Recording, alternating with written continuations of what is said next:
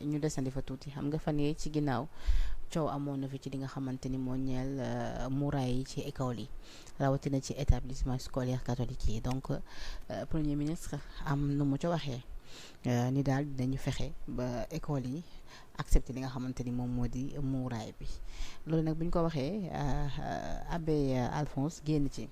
am nu nga xamante ni moom it lettre bu nga xamante ni bind na ko ci am sax ñu bëri jàpp ni ci boobule lettre daf ci dal bu baax ki nga xamante ni moom moo di le premier ministre Ousmane Sonko ba après daal mu juróon fi coow yooyu coow loolu yëpp tey la ñu am chance toog janoo noo ko gisee. waaw defe naa xëy na da nga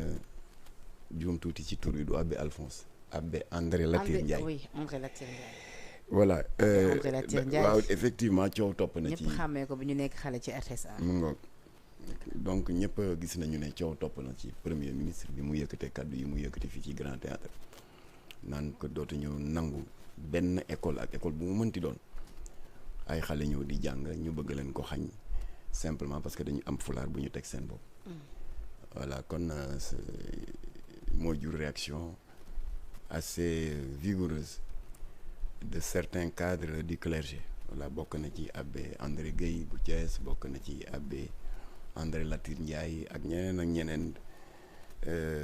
yoo xam ne ils se sont exprimés dans les réseaux sociaux. coow loolu topp premier Ousmane Sonko nag daf may fàttali coow lu ni mel lu toppoon Macky Sall te toujours li ko sabab benn la parce que y a des sujets religieux délicats yoo xam ne kenn du ko jël def ko ay waxi mbedd. parce que sujet bi du lu ñuy waxtaanee ay grand théâtre ay Sorano parce que y a des interlocuteurs qui sont bien identifiés am fu ñu bokk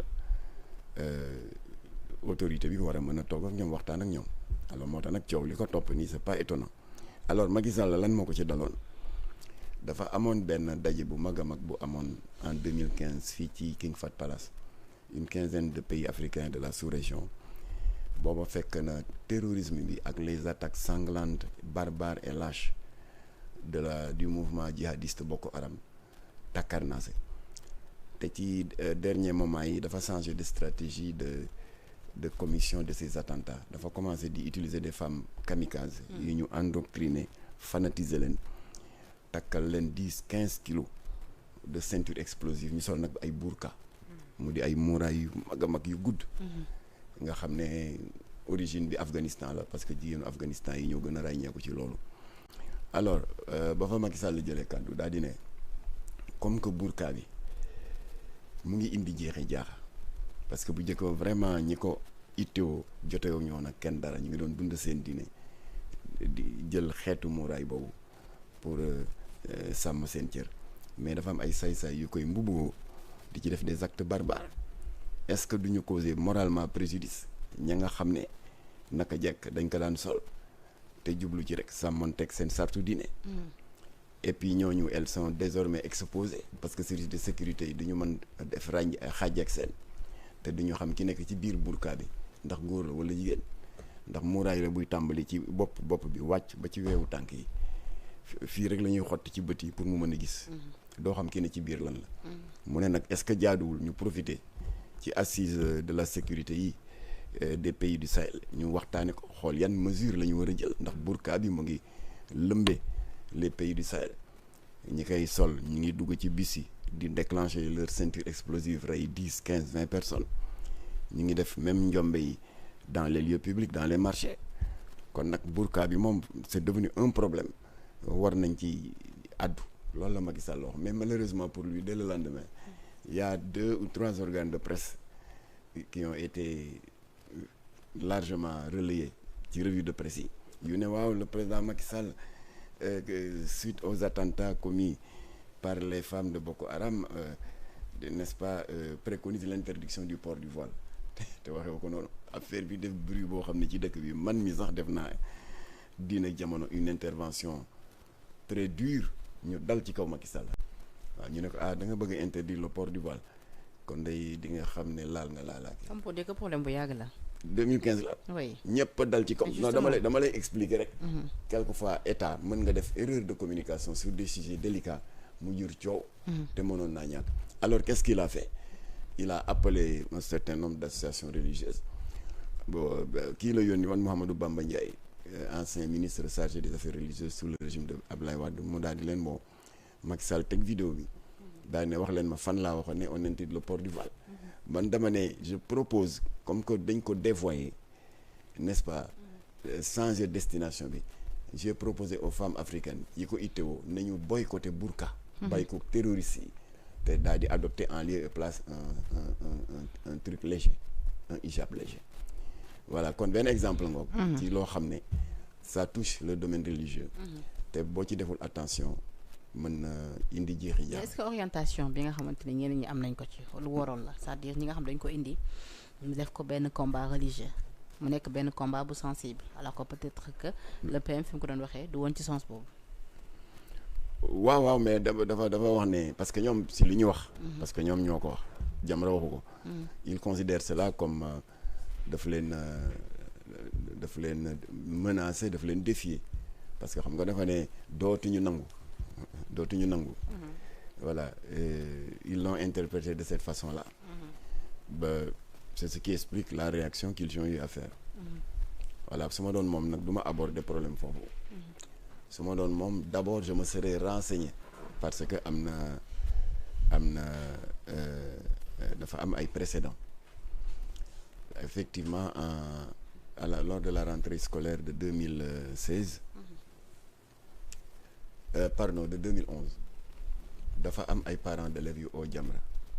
ay parents d'élèves yoo xam ne seeni doom yaa ngi jànge fii ci collège ya Sène Thiandoum bu Grand Yoff di jàmbat ne dàq nañ une vingtaine d'élèves qui n'ont eu que le tort d'aller au cours en mettant le voile ma ne leen waa comme que dafa xaw a guddi kon bu subaa ngeen ñëw ñu waxtaan ci waaye dès le lendemain il y a eu 2 autres écoles yu ñëw emboîter le pas au collège ya Sène Thiandoum mu di école Anne-Marie Javoué bu Médina ak tamit le collège catholique Abbé David Boila bu Thiès ñoom ñëpp ci seen note de service yi ñuy affiché dañu invoquer le même article 3 d'un règlement intérieur standard boo xam ne seen instance dirigeante ba féete kaw moo leen ko jox ñoom ñu adopté ko mu di l'ONEC Office national de l'enseignement catholique au Sénégal alors ba loolu amee nag daal di am cette ampleur là ma ne leen comme que saisir ngeen ñu dañu ne dans un état de droit te kenn amul droit fajal sa bopp nous allons saisir l'autorité de tutelle ma daal di ñaan audience le ministre de l'éducation nationale certainement mu ngi suivre Kalidou Diallo bi ma recevoir mu ne ma mais man day le fait que mu am un certain nombre d'écoles yu ko déggoo daal di am la même posture de fermeté ne ko takkati voile dootu fi ñëw yéen Jamra yéen ñi yëngatu dans la religion nag ngeen ko jàngatee ma ne ko c'est pas compliqué daal di ubbi sama classeur ne ko voilà la photocopie de l'article 3 de leur règlement intérieur qui est un règlement intérieur standard ñoom kay li ñuy wax ñoo bokk ni ñu ko waxee ak fa ñu ko waxee waaw mu ne ma nag man il y a 6 mois on m'avait interpellé pour un cas isolé waaye j'avais pensé que en tant que ministre de l'éducation nationale que déficit de communication la rek je m'étais contenté de prendre mon téléphone woo chef d'établissement bi waxtaan ak moom en 5-10 minutes tout était rentré dans l'ordre mais comme que nag dafa généraliser wu je pense que léegi aux grands mots les grands moyens ma ne ko c'est-à-dire mu ne léegi je serai obligé de sortir un arrêté ministériel envoyé ko aux 4022 établissements d'enseignement privé laïque comme catholique wax ji leer benn yoon mu nekkul officiel alors ma daal di ko remercier di bëgg a dem mu ne ma noo toogal dama bëgg booy dem nga yóbbaale ci copie yéen aussi Jamra ngeen seet noo leen koy tasaare alors effectivement avant may dem jox na ma ci copie kon moom dans sa note circulaire dafa invoquer l'article 1er de la Constitution qui dit que le Sénégal est un État démocratique, social et laïque et la République garantit une égalité à l'égard de la loi de tous les citoyens sans distinction d'origine, de race, de sexe et de religion. Et en deuxième position, il a invoqué l'article 24 qui garantit la liberté de culte et il a terminé sa note de service en disant que amul benn école bu am prérogative légale bëgg a jël règlement intérieur mu féete kaw les textes, les lois et les décrets qui régissent le fonctionnement de l'enseignement privé.